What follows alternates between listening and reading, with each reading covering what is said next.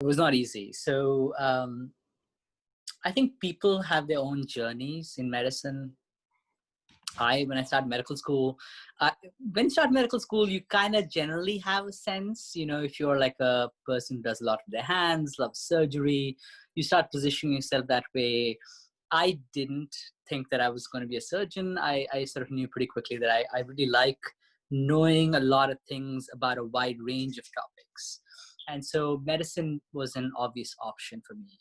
In medicine, I loved working on cancer wards because those, just speaking to patients who are in a life and death struggle is just a meaningful experience. So I thought for a while that I was going to be an oncologist.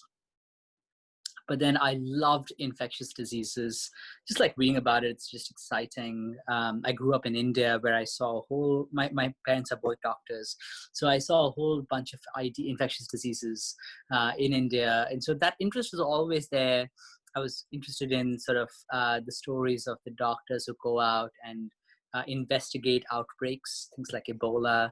And so that was always very much my consciousness. I also felt like I was good at remembering the names of bugs and found them very interesting. So I had an inkling. So I was torn between these two.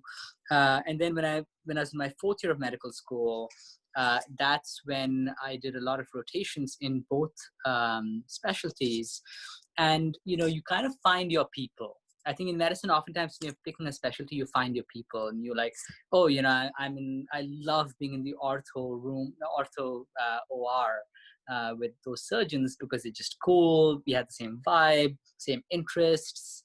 We think in similar ways. So people often find their tribe in medical school. And certainly when I was with ID folks who are like oddballs, they love trivia, they're just funny, and they all have ID docs in general tend to have a very strong streak of taking care of the vulnerable, because a lot of our patients are like drug users and HIV patients who have historically been neglected and marginalized. And so there's a very strong strain of sort of advocacy in ID. So I think when I was hanging out with them, I just felt like I was one of them. And I definitely want to be one of them. So, and at UVA, we have, I would say we have one of the best infectious disease departments in the world at UVA. Every single person I've met at UVA ID is extraordinary, loving, generous with their time. And so it wasn't hard. I had a lot of exposure to amazing people in ID, and I just wanted to be one of them. So that set me on this path. Plus, I became a doctor because I wanted to work on global health issues. So ID offers you a very straightforward way of doing that. And so, I picked TB, which is a disease that kills more people than any other single infectious disease. Last year it killed 1.5 million people and 10 million cases. And so that's about 4,000 people dying every day.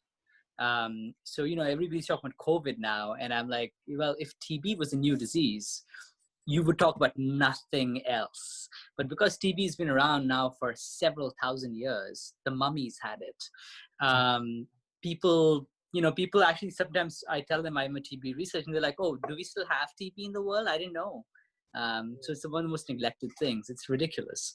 Anyway, so it just felt like a very natural pathway to get into global health.